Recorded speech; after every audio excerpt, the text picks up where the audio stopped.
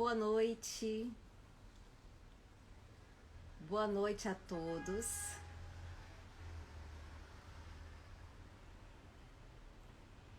Boa noite.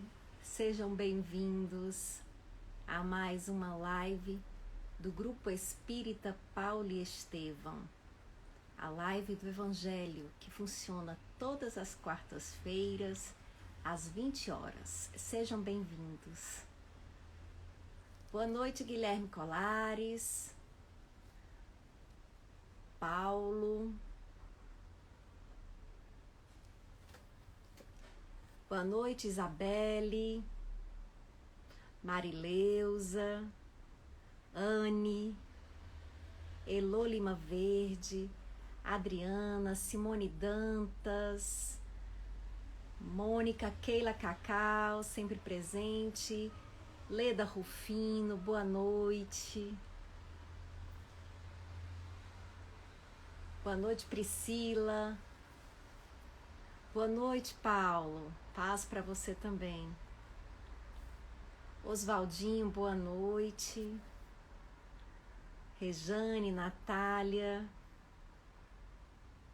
Sejam todos bem-vindos. Luiz Escafa, sempre presente. Boa noite.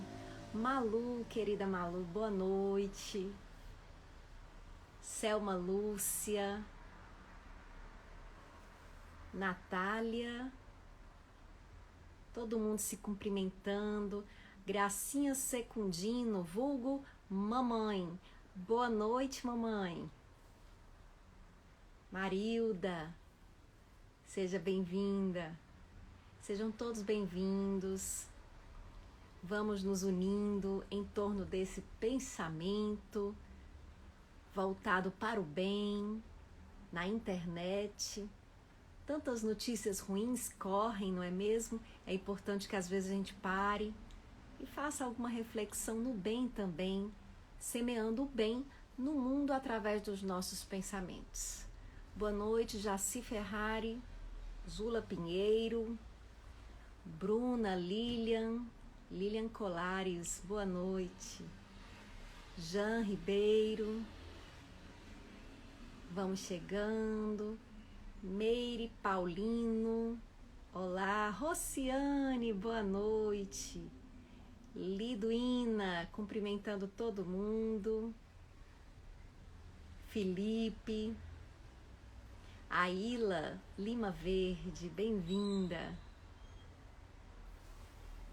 Vamos todos nós nos achegando aqui, e enquanto vocês vão entrando na nossa sala, né, nesse nosso espaço virtual, a gente vai dando aqui alguns avisos para vocês se inteirarem do que está acontecendo no Grupo Espírita Paulo e Estevão. Para quem não conhece, o Grupo Espírita Paulo e Estevão é uma casa espírita que funciona aqui em Fortaleza e tem várias sedes. Tem em Messejana, tem na Praia do Futuro, tem no bairro Piedade e no bairro Água Fria. No bairro Piedade e no bairro Água Fria, as atividades de ATE, atendimento espiritual, estão funcionando presencialmente nas quartas e quintas-feiras, às 20 horas. Vocês podem estar presentes e participarem do estudo do Evangelho lá mesmo nessas sedes, Piedade e Água Fria. Quem não pode, tem essa oportunidade de participar do estudo do Evangelho aqui no Instagram, no @jep.oficial.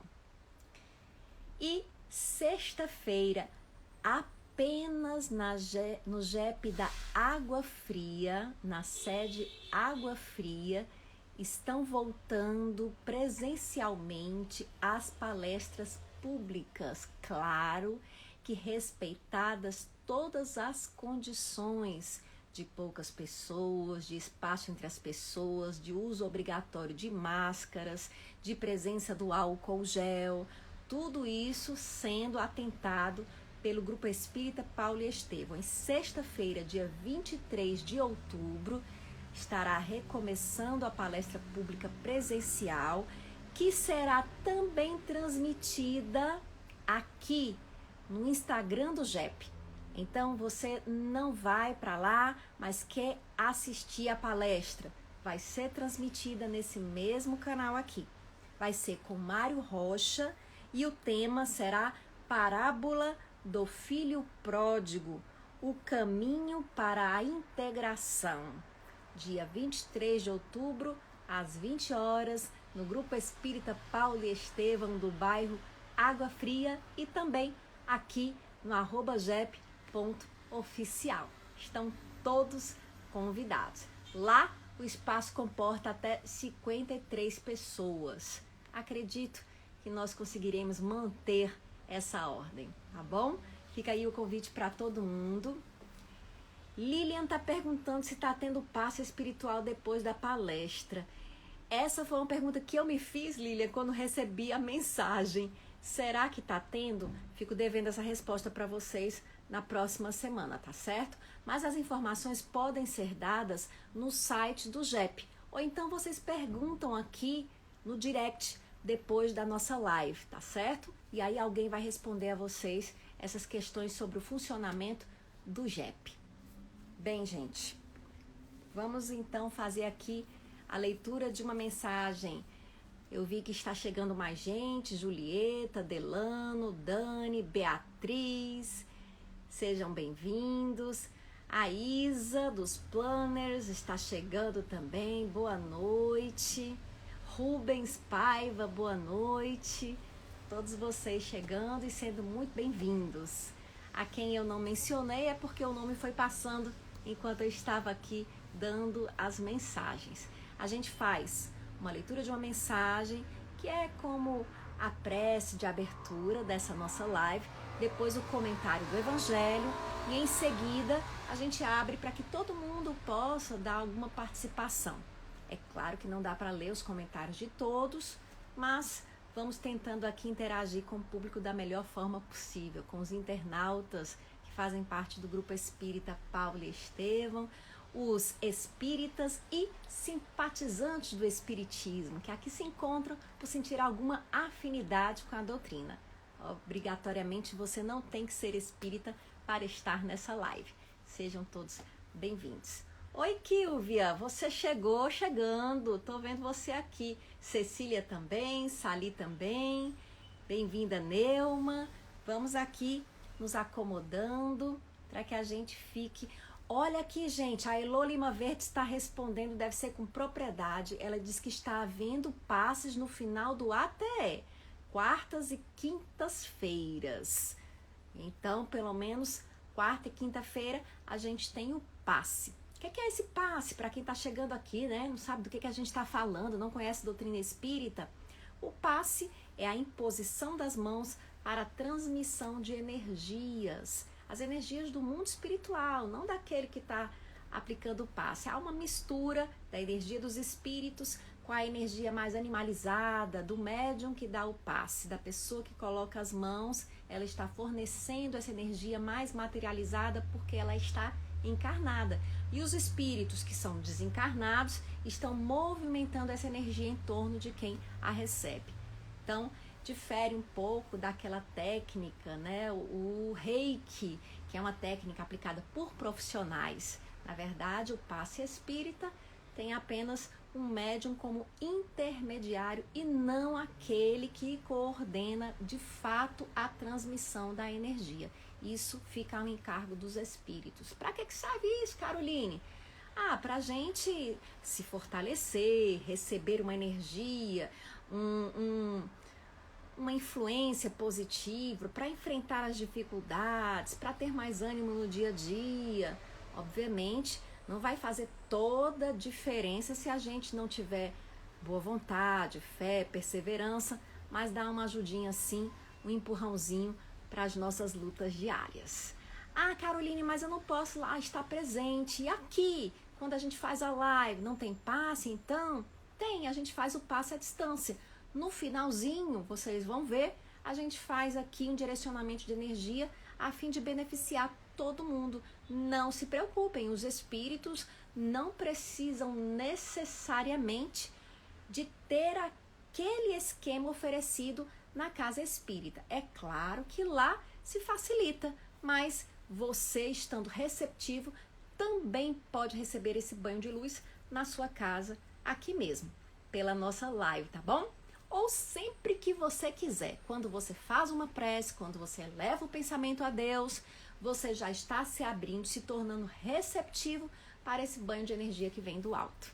Então, vamos nos ligar nisso. Bons pensamentos atraem boas energias. Essa é a ideia de uma live do Evangelho, de um atendimento espiritual, do estudo do Evangelho. A gente vai sair daqueles pensamentos negativos, daquelas lutas diárias, daquele peso do dia a dia, pensar um pouco em coisas boas e nos fortalecer para dar prosseguimento à semana, porque a vida no mundo, todo mundo sabe, é bem difícil. Gente, vamos então fazer a leitura aqui de uma mensagem. Eu trouxe uma mensagem do livro que sempre tenho trazido. Cura teu coração.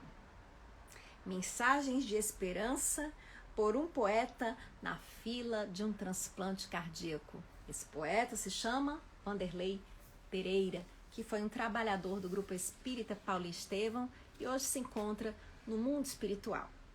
O nome da poesia é Metamorfose.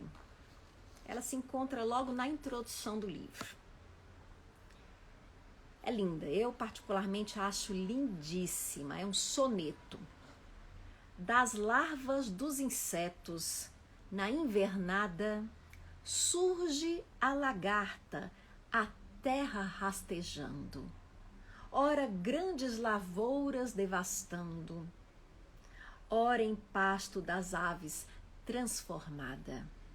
Feia, asquerosa, a pobre indesejada, à medida que o tempo vai passando, da morte na crisálida sai voando, e agora é borboleta a estranha fada. Muito reanima a mente mais aberta, ver que a lagarta a morte modifica, e como borboleta então desperta. Da mesma forma, o grão que a terra aperta, nasce viçoso, cresce, frutifica, e novos grãos para plantar oferta. Assim a vida está cheia desses processos de transformação. Acontece com a lagarta transformada em borboleta, acontece com o grão transformado em planta e acontece conosco, espíritos transformados em espíritos de luz, espíritos aprendizes que somos encarnados aqui na Terra. Sejam todos bem-vindos. Vamos então começar o nosso estudo do Evangelho.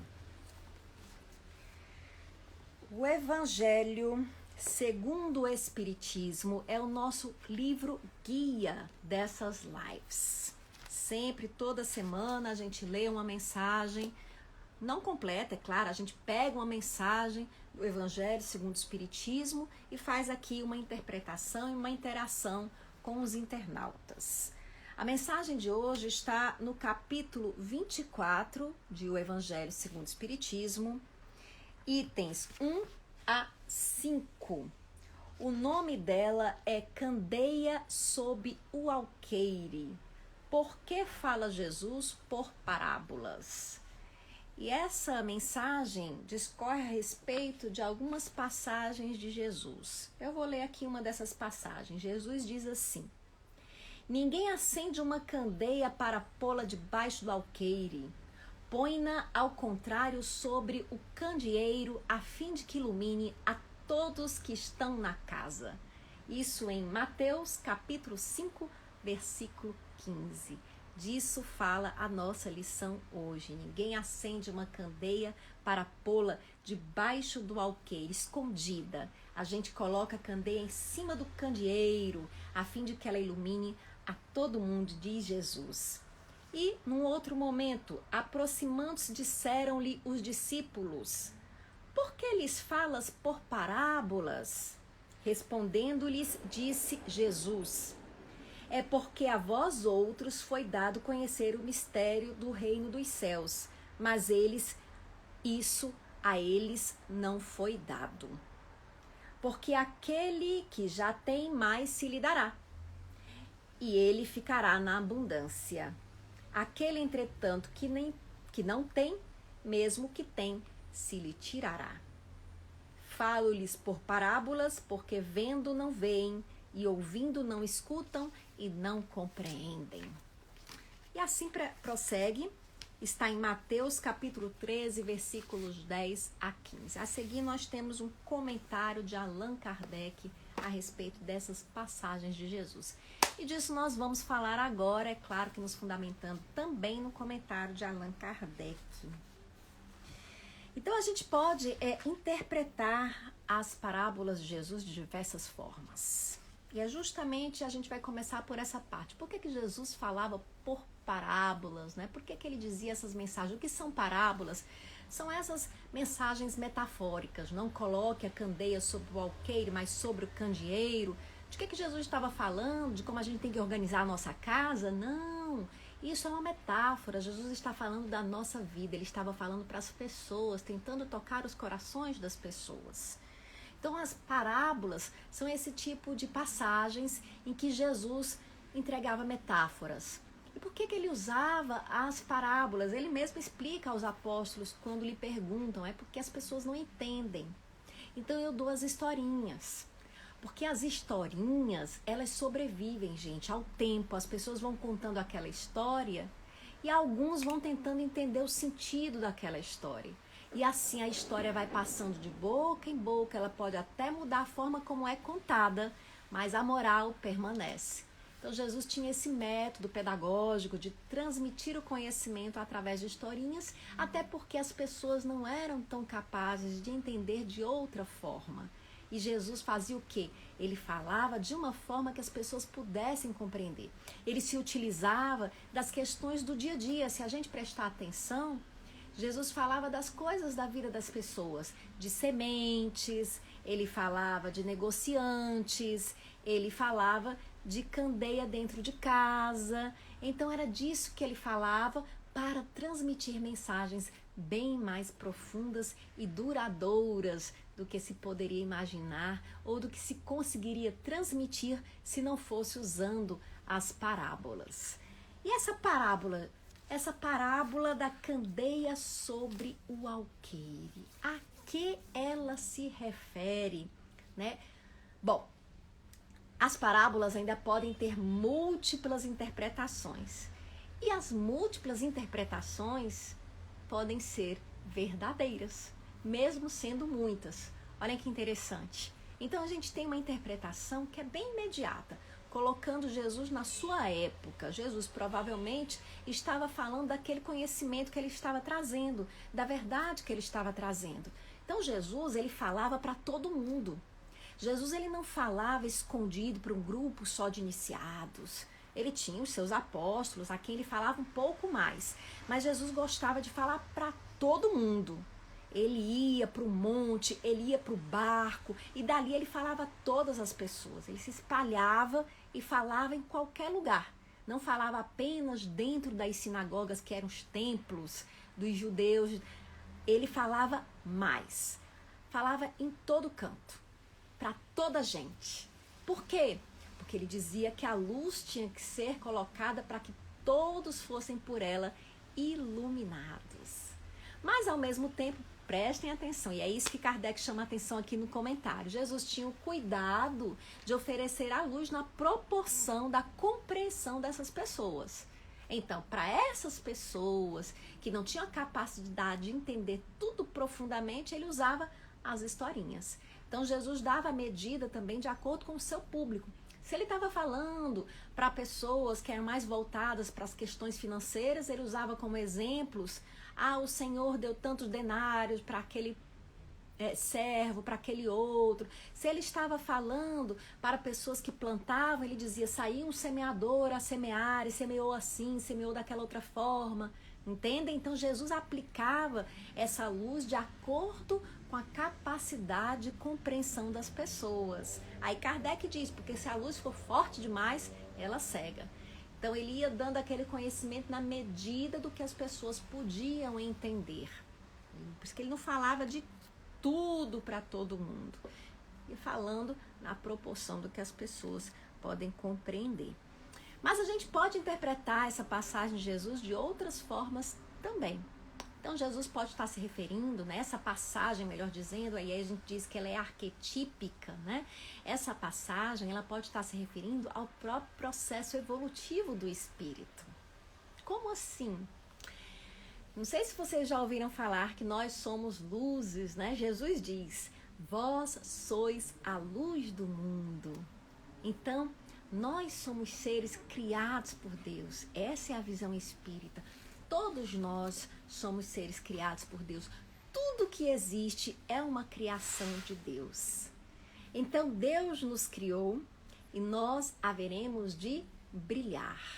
Nós fomos criados, segundo a doutrina espírita, simples e ignorantes. Ou seja, nascemos espíritos sem o conhecimento, mas com a capacidade de desenvolver aquele conhecimento. Como uma criança, como um bebê quando nasce.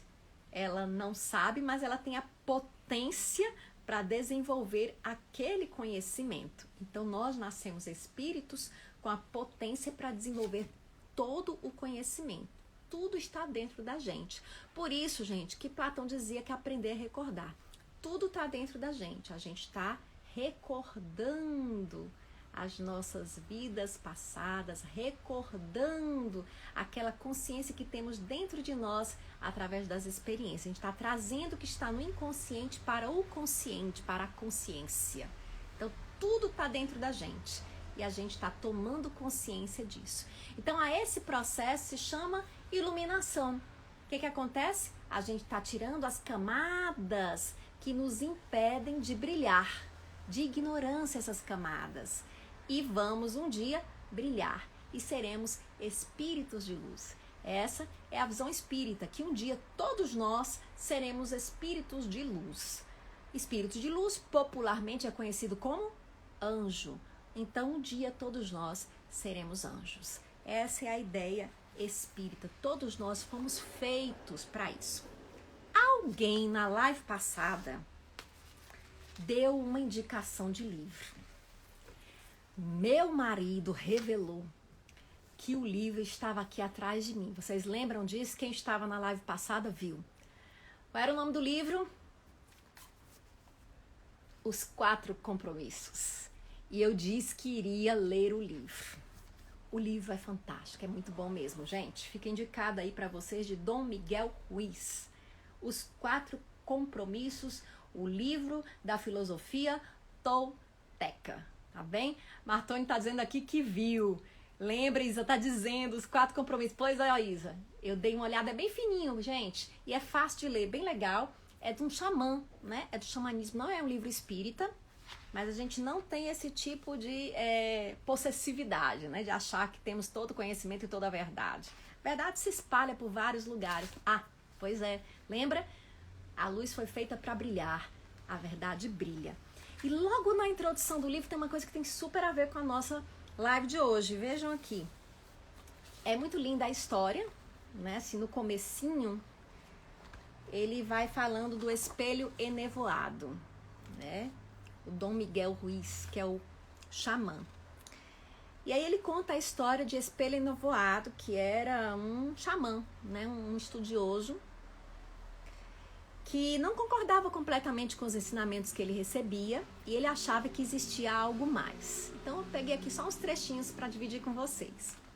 Um dia, enquanto dormia numa caverna, ele sonhou que viu o próprio corpo dormindo. Isso no espiritismo a gente chama de desdobramento. Saiu da caverna numa noite de lua nova. O céu estava claro e ele enxergou milhares de estrelas. Então algo aconteceu dentro dele que transformou sua vida para sempre. Olhou para suas mãos, sentiu seu corpo e escutou sua própria voz dizendo: sou feito de luz, sou feito de estrelas. Olhou novamente para o alto e percebeu que não eram as estrelas que criavam a luz, mas sim a luz que criava as estrelas. Tudo é feito de luz. Olhem que lindo. Mais adiante, ele diz: essa foi a sua descoberta. Tudo o que existe é uma manifestação do ser que denominamos Deus. Lindo, não é? Tudo é Deus, manifestação de Deus. E logo ele chegou à conclusão de que a percepção humana é apenas a luz que percebe a luz. Viu também que a matéria é um espelho. Tudo é um espelho que reflete a luz e cria imagens a partir dessa luz. Isso é bem platônico. E o mundo da ilusão, o sonho dos seres humanos, o que a gente chama de realidade, é apenas fumaça que nos impede de enxergar quem realmente somos.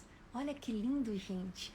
As nossas ilusões da matéria nos impedem de enxergar quem realmente nós somos. O verdadeiro nós é puro amor, é pura luz, disse ele. Essa compreensão mudou sua vida. Isso aqui vai me lembrar Francisco de Assis, vejam só. Uma vez que ele soube quem realmente era, olhou ao redor em direção aos outros seres humanos e aos outros elementos da natureza. Ficou surpreso com o que viu. Em cada ser humano, animal ou árvore, na água, na chuva, nas nuvens, na terra, ele se via. Tudo era luz. Todo mundo é um espelho, disse ele. Viu a si mesmo em todos, mas ninguém o viu como eles mesmos. Assim compreendeu que todos estavam sonhando, mas sem consciência, sem saber o que realmente eram. Não podiam enxergá-lo como eles mesmos, porque havia uma parede de nevoeiro entre os espelhos. Uma parede construída pela interpretação das imagens de luz, o sonho dos seres humanos.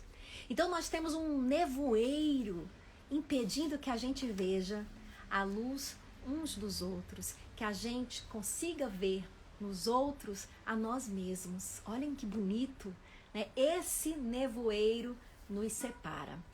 Nesse livrinho aqui, gente, os 4 compromissos, dica de uma participante aqui na semana passada, que eu não lembro quem foi, mas agradeço a dica.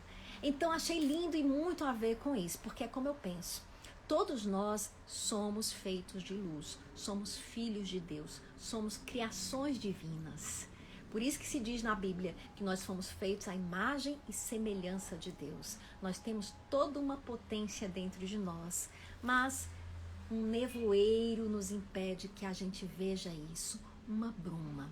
E as experiências da vida são convites para que a gente tire essa névoa da nossa frente, para que a gente saia debaixo do alqueire e vá para cima do candeeiro, para que a gente possa brilhar. Então a vida vai nos impulsionando, gente, ao crescimento. A própria vida, se a gente observar, e aí olhem que interessante, é uma outra interpretação que a gente pode também. A vida, vejam que ele coloca, e Platão também colocava isso, né? Como esse nosso mundo material, ele não é um mundo real. O Espiritismo diz isso também. O mundo real, segundo o Espiritismo, é o mundo dos espíritos. É o mundo da consciência, o mundo espiritual. O mundo material, que a gente pensa que é o real, é uma ilusão, né? E a gente mergulha nessa ilusão e acredita que isso aqui é tudo.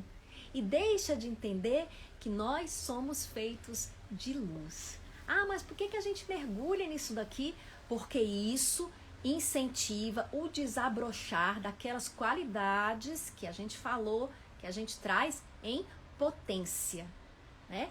O mundo, as dificuldades do mundo vão nos provocando, fazendo com que a gente coloque para fora essas qualidades, essas características que a gente traz em potência.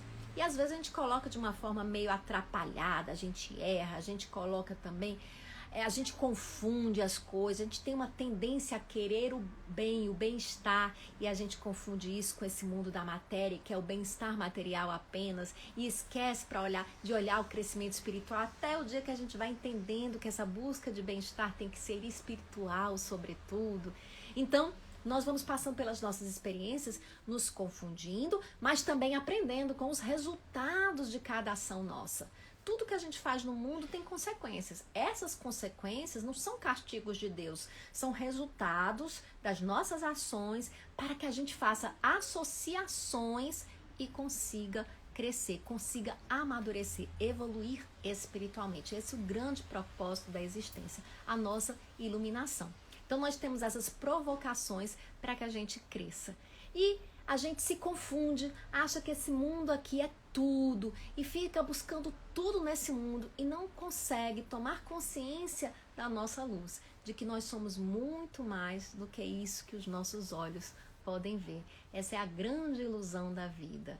E a gente está vivendo nessa vida e vai se libertar dessa ilusão. Isso também está presente no Bhagavad Gita, né? Então, assim, a gente vê nas grandes sabedorias, nos grandes saberes, né? Nos grandes conhecimentos essa informação, de que a gente se ilude com esse mundo e acha que ele é tudo, quando ele é só uma parte, ele não é tudo que a gente tem.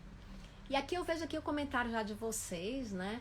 O Mauro dizendo que é necessário despertar a consciência. É isso mesmo, gente. A gente está nesse mundo para despertar a nossa consciência, para colocar a candeia sobre o alqueire, né? Sobre o candeeiro, melhor dizendo, tirar de sob o alqueire. Bom, e aí a gente pode entender, eu falei, né? Já que esse mundo é um mundo material e não é um mundo real, esse mundo é o sonho. O xamã diz isso aqui, né? Esse é o mundo dos sonhos. O nosso mundo que a gente toma com real é que, na verdade, é um sonho do espírito. Então, esse mundo aqui, a gente poderia interpretar cada situação desse mundo como a gente interpreta sonhos. Não tem pessoas que interpretam os sonhos? Os sonhos não falam das nossas questões, os sonhos não traduzem o nosso inconsciente, não trazem para fora, a gente tem que interpretar. Não tem na Bíblia aquela famosa passagem de José do Egito, que interpretou o sonho do faraó, vocês lembram? Né? Que o faraó sonhou com 7 vacas gordas, 7 vacas magras, depois 7 espigas cheias, 7 espigas secas. E José, que era um excelente interpretador, entendeu que iria acontecer 7 anos de fartura e 7 anos de seca no Egito. Obviamente esses 7 aqui também é simbólico, né? Um bom tempo de fartura seguido de um bom tempo de seca, e que durante a fartura ele deveria se resguardar para que na seca tivesse do que se manter. E assim o faraó fez, e era verdade o que o José interpretou. Assim nós também interpretamos os nossos sonhos. Mas se a gente considerar que esse mundo material é um sonho do espírito, a gente também deveria interpretar as situações do mundo material, da nossa vida. Se você encarasse as situações da vida como parábolas, talvez fosse mais fácil entender a mensagem. Então você vive uma situação, um adoecimento. Peguemos um adoecimento. Você sente fortes dores na coluna. Você sofre de hérnias, né? Você tem dores na coluna fortíssima, hérnias de disco. Então, se isso fosse um sonho, a coluna pressionada, mal posicionada, desgastada, o que isso simbolizaria? Prestem atenção. O que é a coluna? Se a coluna fosse um símbolo, o que ela simbolizaria? A coluna é o eixo. É o eixo principal sobre o qual se erguem os nossos corpos. Se a sua coluna adoece, se isso for um símbolo, se isso for um sonho do espírito, a vida material e a sua doença, o que esse sonho está revelando de você?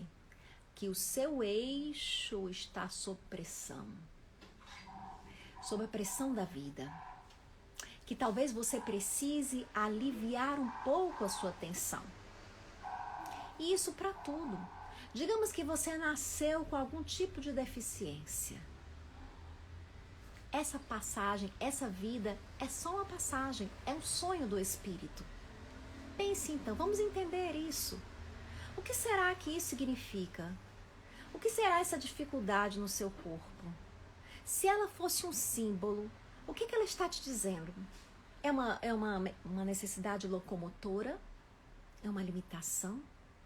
O que não significa que quem não tem essa limitação está super bem, não. Apenas não foi a vez de receber a graça dessa metáfora. Porque você também recebe o sonho quando está pronto para interpretá-lo. Então a pessoa às vezes está passando por uma dificuldade, é porque ela já pode atravessar essa dificuldade. E aquela que não está atravessando é porque ainda não tem condições e maturidade para enfrentar aquilo. Se você que está passando está achando difícil, imagine a pessoa que não tem condição. Nossa, Carolina, eu tenho certeza que eu não tenho condição. Ah, você tem. Jesus diz que não existem fardos pesados para ombros frágeis. Então tente interpretar isso como um sonho, como uma passagem, como uma parábola. É uma parábola da vida. As parábolas continuam se repetindo na nossa vida e no nosso dia a dia. O que isso fala de você? O que isso revela sobre sua vida? Ah, eu sofro de uma doença X, eu sofro de depressão.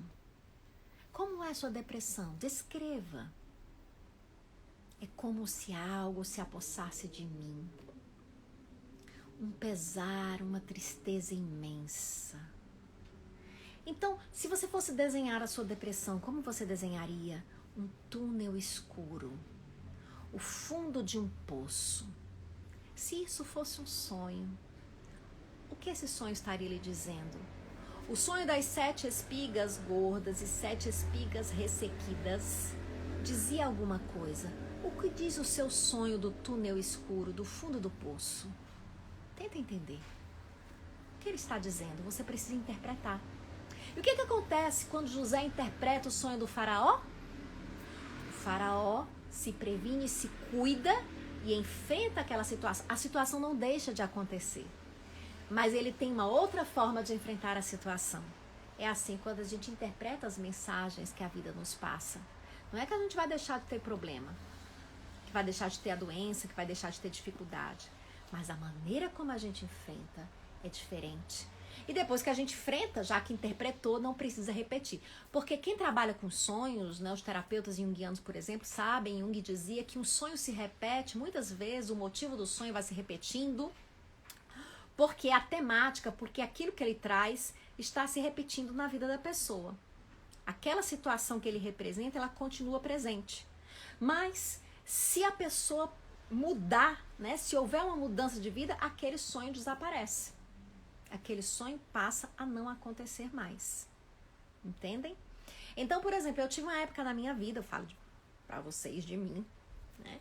Eu tive uma época na minha vida que eu tinha muitos sonhos, assim, durante muito tempo na vida eu tinha sonhos de voos, de avião, o voo estava lá em cima e o avião caía, ou então eu estava numa subida muito íngreme num carro e o carro, eu ficava apavorada, acordava apavorada como se o carro fosse pender para trás. Então eu tinha esses sonhos, até o dia que eu entendi que eu sofria de um ego inflacionado, né? Que eu estava cometendo o erro do Ícaro, às vezes achando que era mais do que eu era. Aí o sonho estava dizendo, baixa a bola, Carol.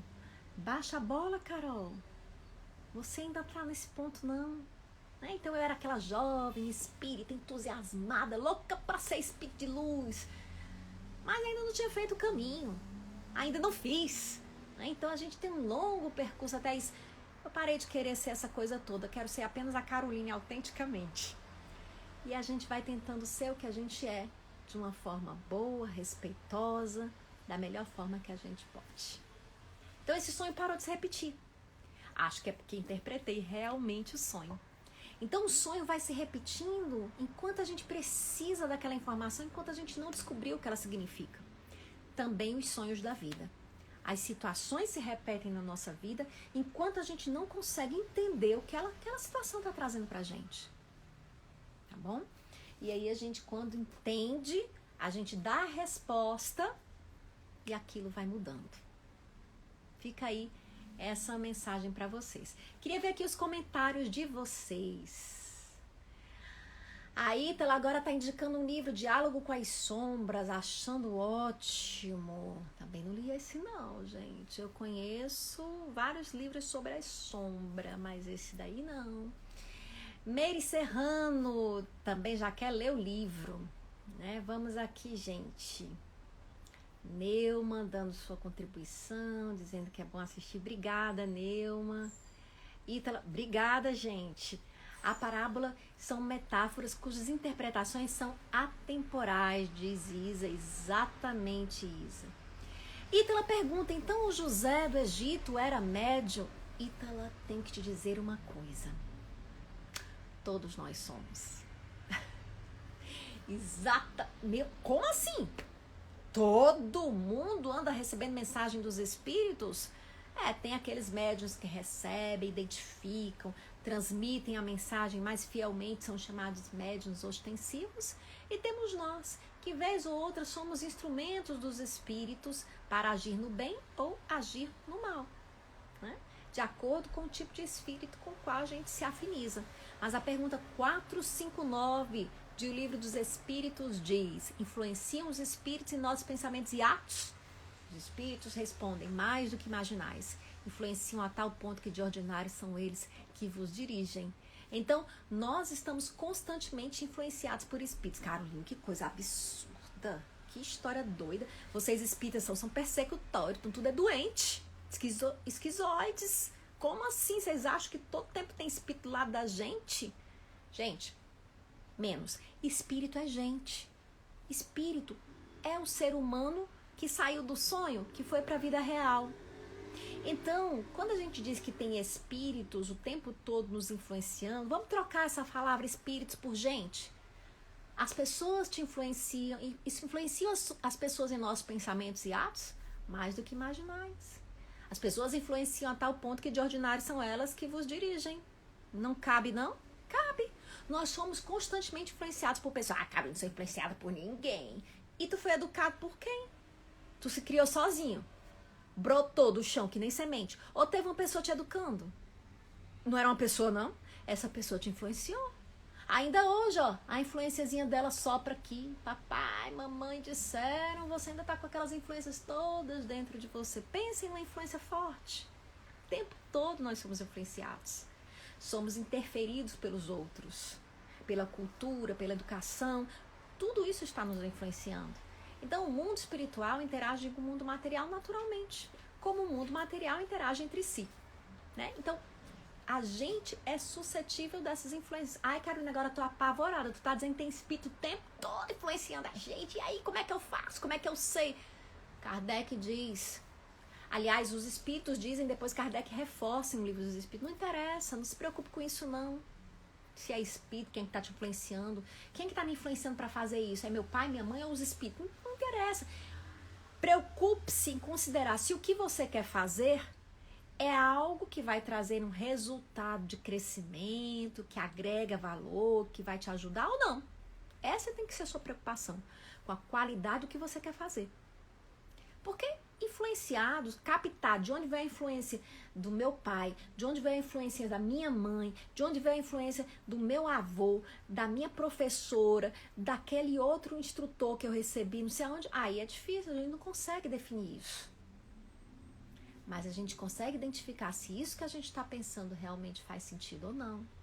Se eu devo por aqui ou não, né? Então a gente vai fazendo esse tipo de identificação. A Elô está dizendo muito bom sobre os sonhos para fazer uma reflexão. Elô, é como eu estou dizendo, melhor ainda você interpretar a vida toda como um sonho. Você começa a prestar atenção na vida com outro olhar. A gente começa a olhar, gente, isso está me acontecendo. Eu fui reprovada na entrevista de emprego. Se isso fosse um sonho, o que isso queria dizer? Então, tudo você... Mas, Carolina, eu vou viver interpretando. Na verdade, você vai viver consciente.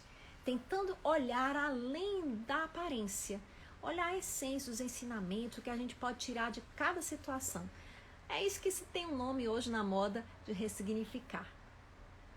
Marisol começou a ler o livro Paulo e Estevão hoje. Ah, Marisol, você começou por um livro ótimo. Paulo e Estevão, gente, é um romance psicografado por Chico Xavier, né?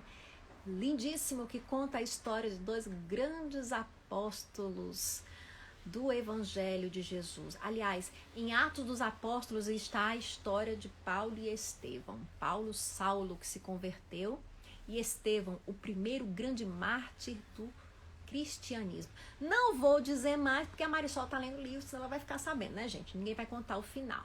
Mas é o nome da casa, Grupo Espírita Paulo e Estevão. Não pensem que Paulo e Estevão é uma pessoa, tá certo? Ai, cadê o seu Paulo e Estevão? Não tem. Paulo e Estevão são dois grandes espíritos. Aqui, deixa eu ver se vocês comentaram mais alguma coisa que eu deixei passar. Eu gosto muito dos comentários, dos acréscimos. Lilian tá dizendo que tem um livro Cura Teu Coração. É lindo, né, Lilian? Dá pra gente abrir e ler uma mensagem aleatória de vez em quando.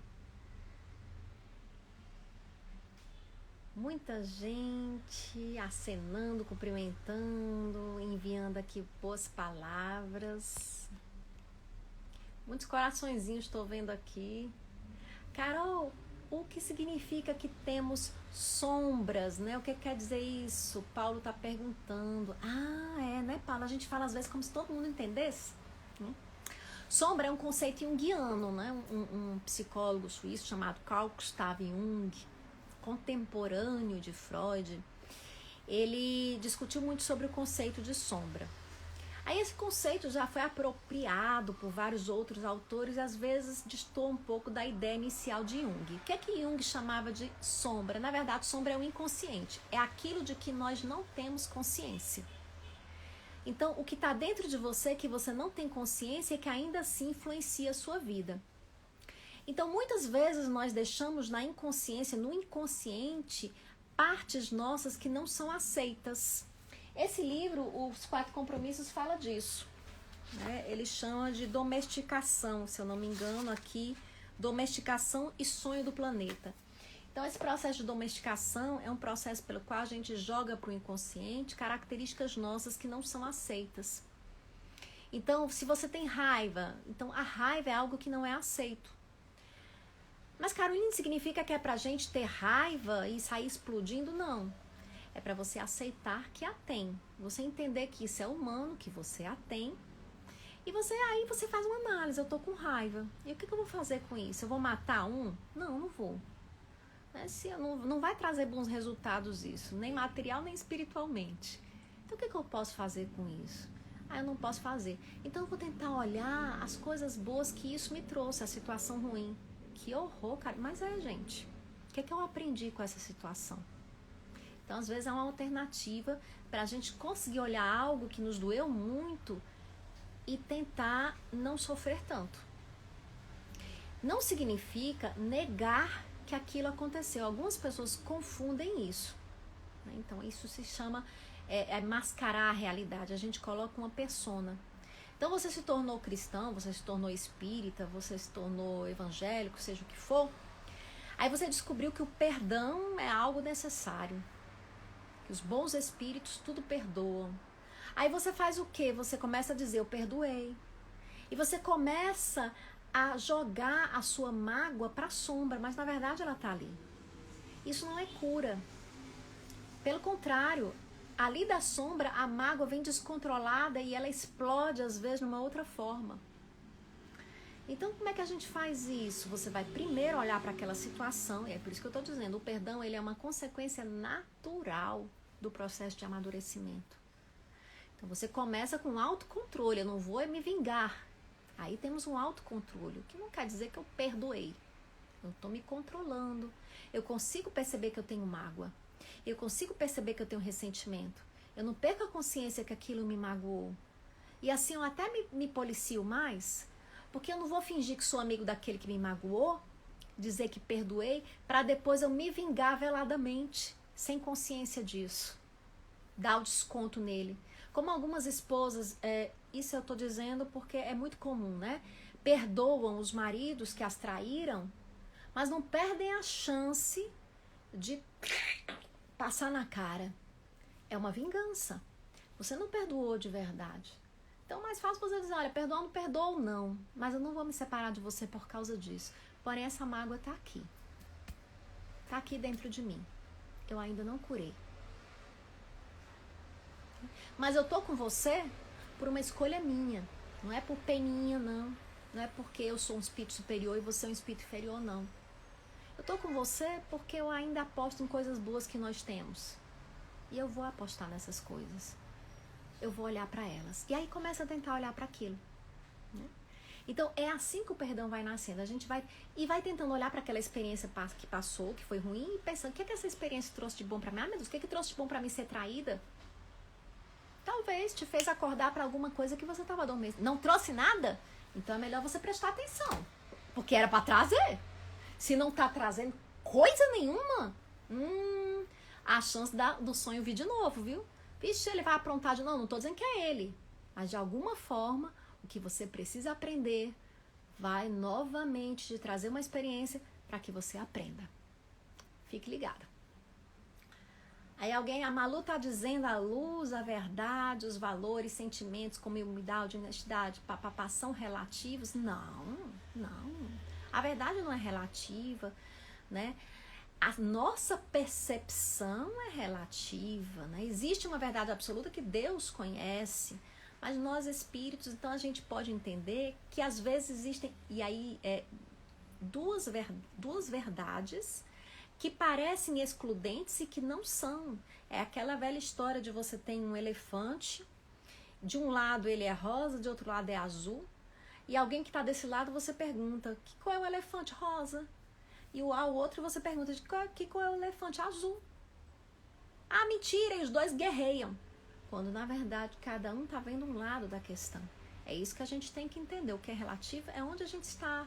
Nós é que somos seres que estão dentro da relatividade. Deus é absoluto, né? Deus tudo vê. Então existe a nível divino, mas a nível da nossa percepção é relativo, Malu. Agora, a humildade, a honestidade, o que a gente entende como humildade, o que a gente entende como honestidade, às vezes está dentro do nosso ângulo de visão. Existe agora tá quase no fim da live, mas tem uma história muito linda, assim, muito bem bolada, assim, que eu acho incrível. É um conto do Machado de Assis que eu vou indicar para vocês. O nome desse conto é Pai contra Mãe. Vocês encontram na internet, coloca Pai contra Mãe, Machado de Assis. É um conto fantástico que deixa pra gente essa questão ética. O que é o certo e o que é errado. Fique com isso. Nesse mundo das ilusões, a gente não encontra o certo e o errado absolutos, né? Depende muito de onde a pessoa está, do que ela está olhando como resultado, do que ela está querendo. Então, no mundo material, nesse mundo das ilusões, dos sonhos em que a gente se encontra, você se arvorar o detentor da verdade, do conhecimento, é muita presunção. Porque de onde a gente está, a gente não consegue ter essa visão do todo. É isso que acontece, Malu. Mas existe, a honestidade é a honestidade, o amor, é inquestionável.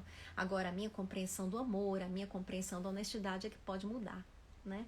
Foi honesto ou foi desonesto, né? Se alguém como a gente não pode botar tudo num julgamento só, né? Se uma pessoa roubou um pedaço de pão para dar ao seu filho que está passando fome, e alguém roubou para jogar fora alguma outra coisa, né? Um pedaço de pão, não posso dizer, mas um dinheiro, alguma coisa. O que é o certo e o que é o errado? Claro que é um erro sempre, mas assim, será que eu posso julgar da mesma forma aquele que fez por uma motivação e o que fez do outro? Então, por isso que Jesus diz, não julgueis. A gente não está aqui para julgar.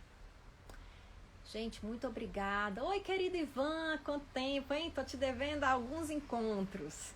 Kilvia, traição mudou minha vida. Ô, Kilvia, que bom que você aprendeu, né? Vai que não repete mais a lição.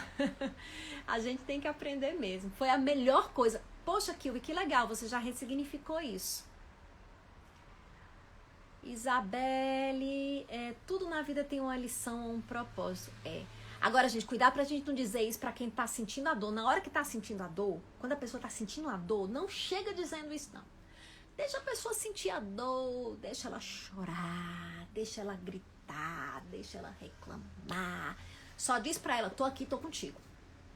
Aí depois que ela já desafogou suas mágoas e foi contemplada e abraçada na sua humanidade, aí você diz, tudo na vida tem um sentido. Vamos tentar entender o que é o sentido disso que você está passando? Eu não estou dizendo que o que você está passando é bom. Eu só estou dizendo que já que passa e que não tem como mudar, vamos tentar pelo menos olhar isso de uma outra forma, de um outro ângulo, Vamos para o outro lado do elefante, né? Para ver se a gente consegue ver alguma coisinha que preste no meio disso tudo, como a Kilvia fez em relação à traição. Bom, gente, obrigada, Marisol. Obrigada, gente. Roner, querido Roner, obrigada.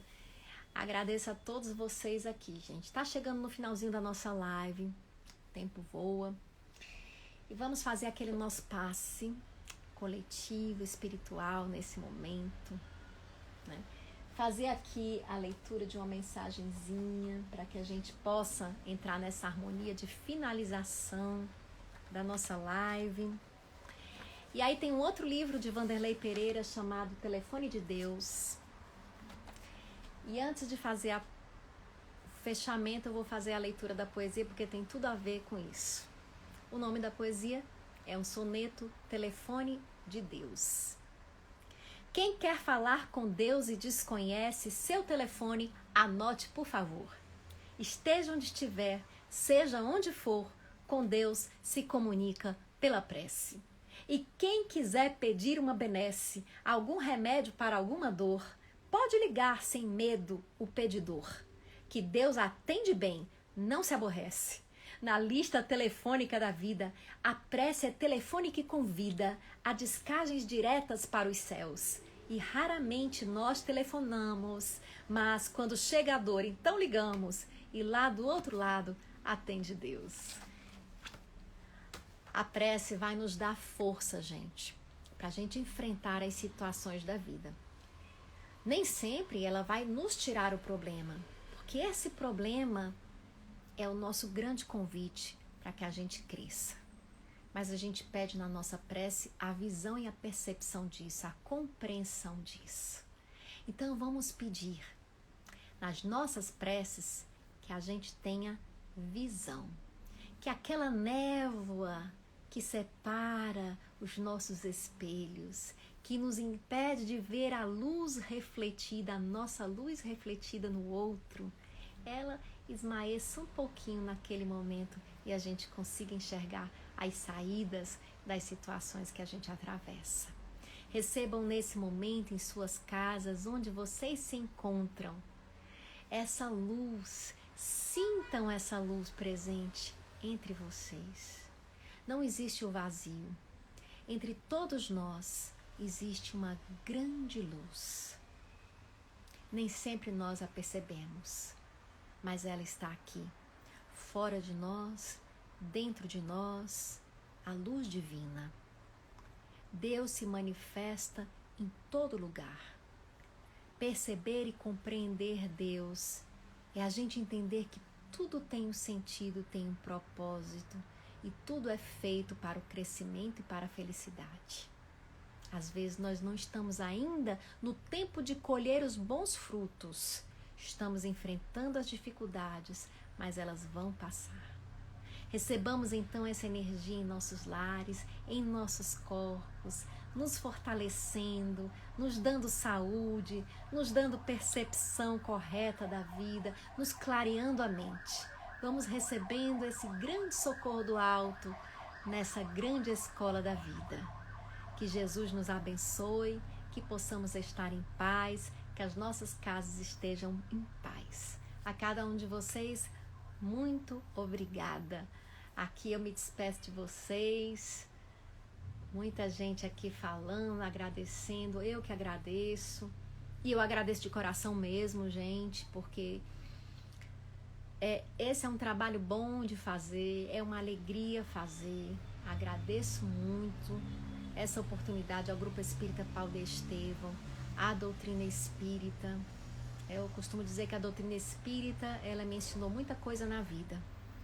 Cada um tem o seu caminho, né? Tem a sua escola. A doutrina espírita é uma grande professora. Com a doutrina espírita eu aprendi a falar em público, eu aprendi a ouvir as pessoas e aprendi até a fazer lives, né? Com a doutrina espírita eu aprendi a mexer em muitos recursos, mídias, por causa da atividade no centro espírita. Então, é uma doutrina formadora. E existem muitos conhecimentos que nos formam aí na vida. A gente tem que buscar o nosso, que fala aos nossos corações, e vivenciar esses conhecimentos de fato. Então, muito obrigada a cada um de vocês que estão aqui comigo nessa live. E Até semana que vem. Gente, sexta-feira é meu aniversário. Eu também manifesto minha gratidão pela vida, tá bom? Sexta-feira, dia 23. Muito obrigada, querido Deus, pelo dom da vida. E obrigada a cada um de vocês. Não, já sei, dia 23 de outubro é o meu aniversário, tá certo? Como é que a pessoa diz o aniversário dela assim em público? É só pra que a gente vibre bem legal por mim. Obrigada, viu, gente? Mesmo que criança. Um beijo a todos, que Jesus nos abençoe. Obrigada por todo o carinho. Tchau, tchau. Vixe, agora o negócio aqui mudou, não sei mais nem como é que desliga, gente. Ah, já aprendi. Tchau, tchau, gente. Obrigada.